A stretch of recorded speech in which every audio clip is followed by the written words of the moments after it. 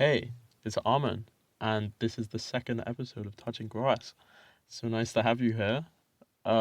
This is my second time recording this because I lost the first recording. Hopefully, I don't lose this one too. Wish me luck. Before we start the episode, let me just mention a couple things. The T-shirt is out. Kickstarter is up. Thank you so much. I spoke about the fact that we had £1 for last episode. As of now, we actually have £35, which is insane. Like the amount of support is just amazing. The Kickstarter actually doesn't go through until we hit 100. So any more support, I would be so happy if you guys helped out. Apart from that, Instagram, Twitter, everything. Uh, all you can find in the link tree that I'll put in the bio. But without further ado, welcome to take two of episode 2, the Dmt Toad. In the early 90s, there was a bit of a craze in the media. Now, when you look around, you'll find thousands and thousands of articles and reports all talking about toad licking. Toad licking. People were grabbing toads and licking them. Now, the point of this was to get high by ingesting the juices that this special species of toad produces on its back. Now, the species itself has a lot of different names. Bufo alvarius, Inchilius alvarius. Colloquially, though, it's known as the Colorado River toad or the Sonoran desert toad. Now, this toad is in the Bufo family of toads. These toads all have special glands on their back, which produces a huge variety of compounds. Now, of these compounds, some examples are bufogenin and bufotoxin, named after the family of toads itself. There's a lot of different compounds in the juice, and each has different chemistry and pharmacology. But the toad lickers were after something specific. They were looking for one of the strongest visionary psychedelics on Earth. They'd lick it, and the point was to trip. Euphoria, visions, hallucinations. The chemicals that cause this, as I'll explain later, are DMT derived, specifically bufotenin and 5-MeO DMT. All of the toad licking stories are clustered around the Americas in places where the bufo toad is indigenous. There's also some stories in Australia because recently the bufo toad has become an invasive problem there. Now, the point of this episode isn't to talk about the teenagers who were grabbing toads and licking them.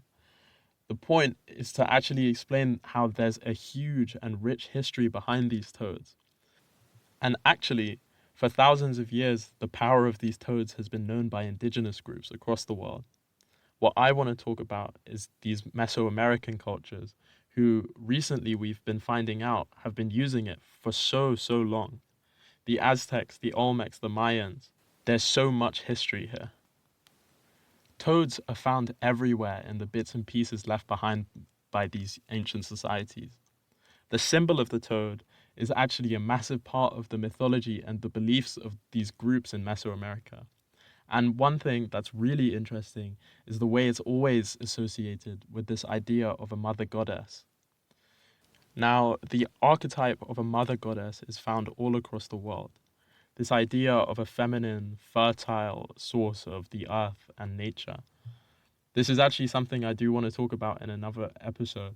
But for now, in the Aztec tradition, the mother goddess was called Tatecutli. In the Aztec creation story, Tatecutli's dismembered body was the basis for the world. As it goes, there were 4 earth gods, Tatecutli, Coatlicue, Kiwakotl, and Tzatzelotl.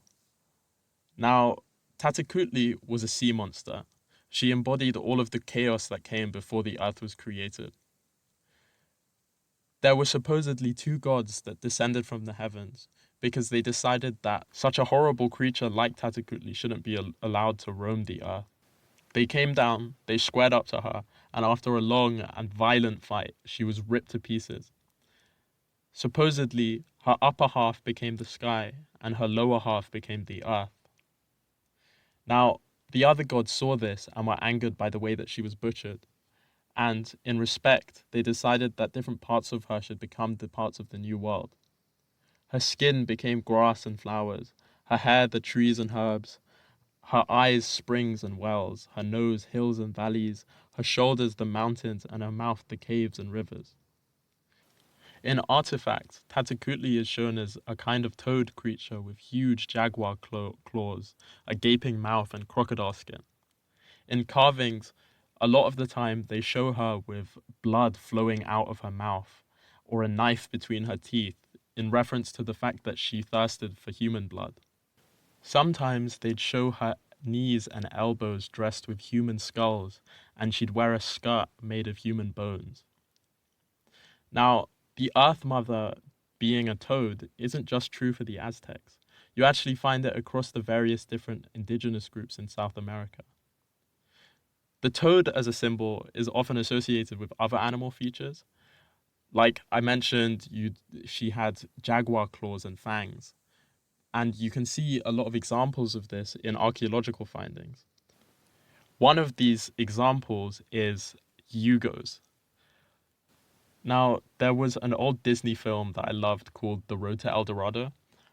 It was about two guys who find El Dorado and they were trying to take all of the gold. But the point of this is that if you've watched it, you'll remember that they play a ball game. Now, that ball game is called Pock to Pock. And the point of it was to try and get the ball through a hoop using everything but your hands. It was quite like football. Now, Yugos came into this as these horseshoe-shaped little stone things that they'd wear on their belts. We don't know what function they served, but when you look at the stones, you'll find that they're really intricately carved.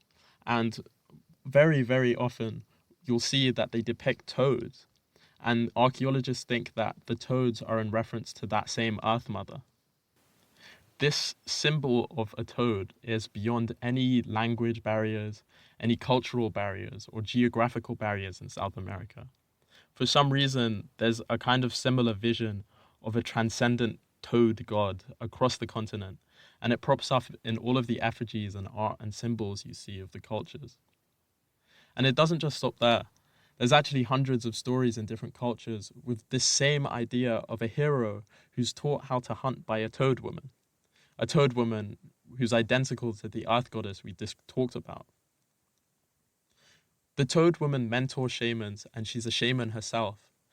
She can transform between the form of a toad and the form of a jaguar, and she's a kind of source of wisdom and divination.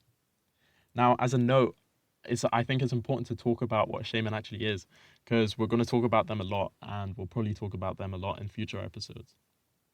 Now, a shaman is usually quite respected in a society, and they're known for interacting with the spirit world. They do this by altering their consciousness in methods like trance. Now, they reach these trances by the aid of meditation and things like group rituals, and very often you'll find that they use hallucinogens, chemicals that can change their consciousness. The goal is often to direct spirits or energies from the spirit world into the physical world, to heal, to aid humans, and for divination. But back to the toad goddess, the point is that she's often involved with these shamans. She is a shaman herself, we said, and she's mystical, she's transcendent, and she's a source of this spiritual other. Now, again, this image isn't unique to any single culture. For some reason, each of these independent societies has reached one archetype of the toad.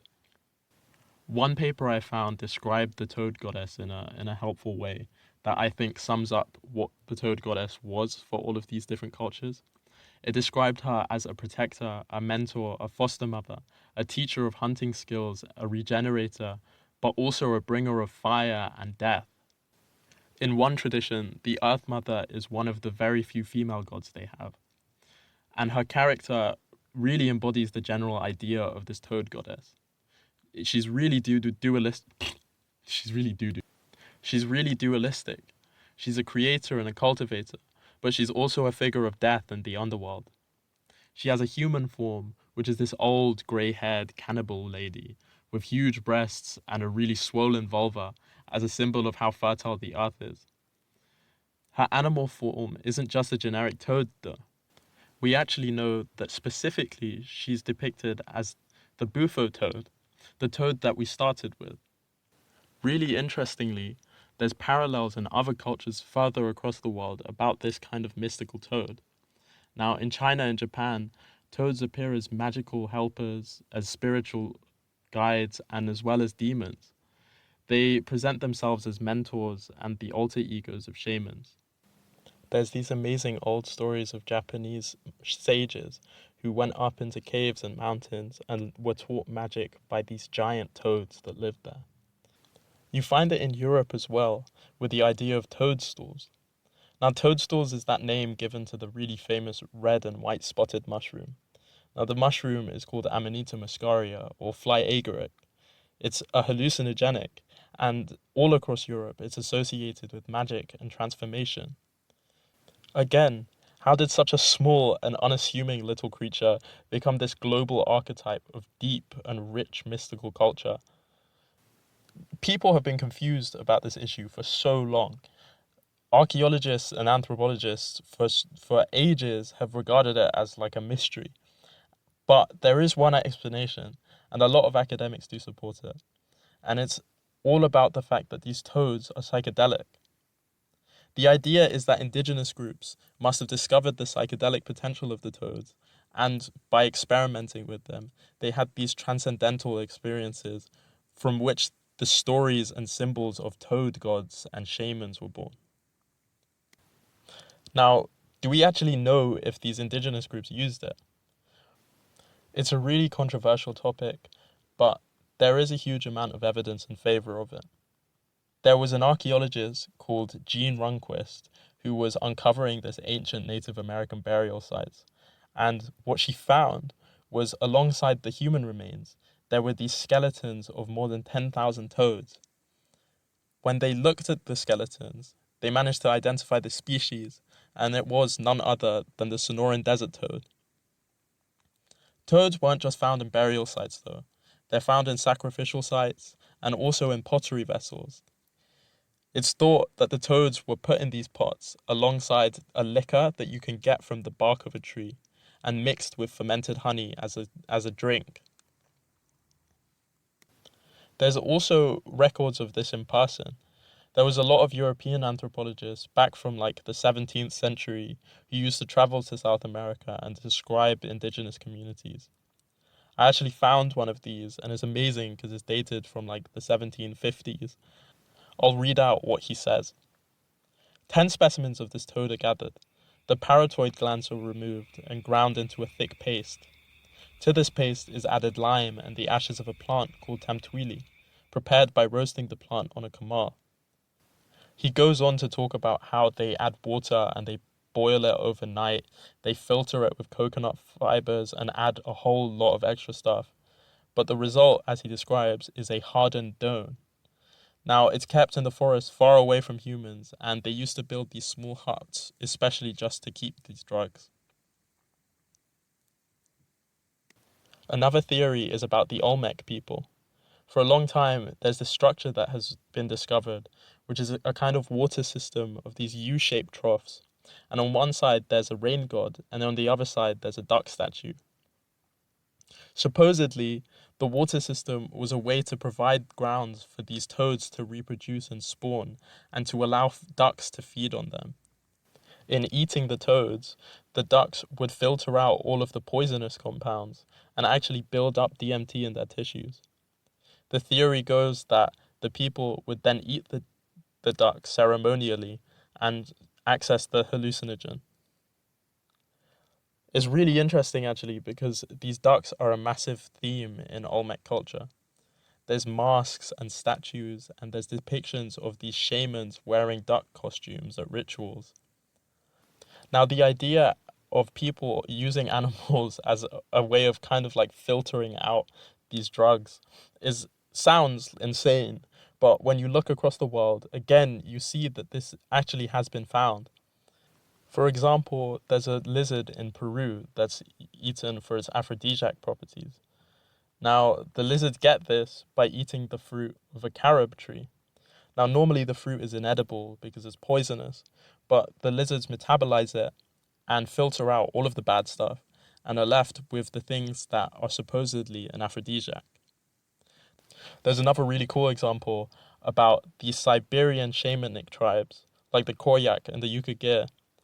Now, apparently, they used to eat the flesh and the urine of reindeers that have eaten fly agaric, that mushroom that we talked about.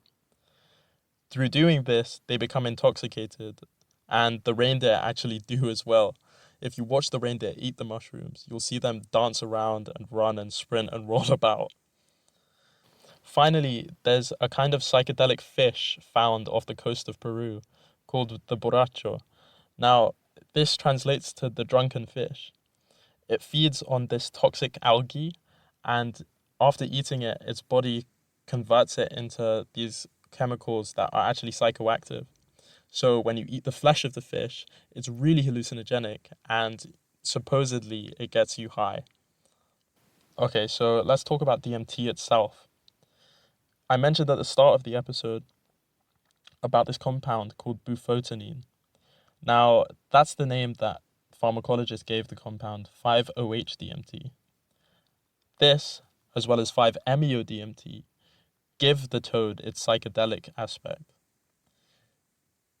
The compounds bind to serotonin receptors in your brain, and they excite them, and they cause the euphoria and the hallucinations that people get when they trip.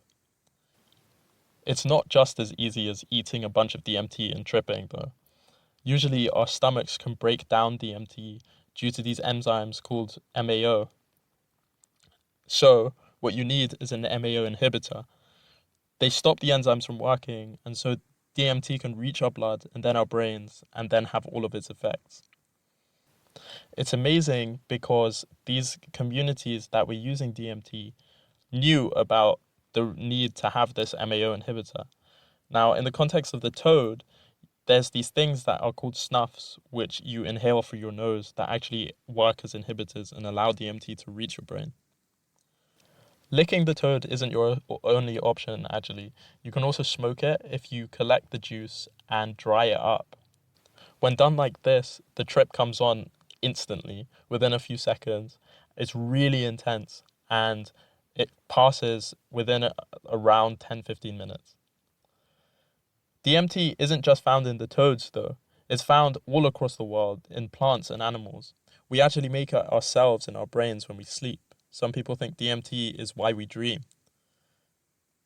Now, DMT in other forms has been used by cultures all around the world, in things like ayahuasca. This is also used in Amazonian tribes, and it's this psychedelic DMT drink. It's a tea that has been used for thousands of years and for so many different uses, but I'll leave all that for another episode. At the moment, DMT is in fact illegal. In America, they're categorized as a Schedule 1 substance. This means that, according to the government, they have no therapeutic or medicinal value. And I'd like to just say that that is completely factually incorrect. Now, the illegalization of psychedelics came in the early 70s, I want to say 1971, when Nixon started the really famous war on drugs. Now, the choice was a response to all of the countercultures of the 60s. Things like the hippie movement and Black Lives Matter, as well as the anti-war movement. All of these had psychedelics at their heart. And by illegalizing it, it was a kind of political way to stop all of these cultures from rising. There was no scientific research to back the claims that the government made. The government actually funded a massive wash in the media to publish all of these fake scientific research about the fact that psychedelics cause instant death and mania and all of this nonsense. Today, though, there's progress being made in the legislation, and because of it, there's been loads and loads of research into how we can use these psychedelics for ourselves. There's a bunch of medical applications out there right now, and in places like Switzerland, you can sit down and have a guided MDMA or psilocybin trip, and the medicinal value is just unprecedented. Like it's helped with addiction and PTSD and anxiety and depression and things like this. I'm going to leave all that though, stuff like the war on drugs and the medicinal value, I can talk about in future episodes if you guys want. The point though is just to say that all of these laws mean that the toads are kind of a gray area for the law. In America, I think in Arizona specifically, you're allowed to pick up and bag 10 toads if you have a fishing license. But if the police catch you holding it like up to your face to lick it or milking it, then you could be charged with a criminal offense and you'd go to jail. As more and more people find out about the toad and all of its potential, they go and they rush and try it out themselves. And there's been quite a bad consequence of this. And it's that the Sonoran desert toad is actually a threatened species now. The toads need to be protected and respected. And it's not just because they have this visionary potential and because of all of these indigenous cultures that have historically used it, but it's also just because they're biologically really important. And they're animals, they're part of nature, they should be respected. They're really integral to the way the ecosystems function. And people taking toads has led to them spreading in places that they shouldn't. For example, the cane toad is actually a really bad problem in Australia right now for similar reasons. People go, they take them, and they bring them home, and it just spreads and it goes out of control. Psychedelics are really, really exciting, but it's really important that people understand and respect them. There is such a rich and fascinating culture surrounding these toads, and I really hope that we can keep learning from them without posing them a threat.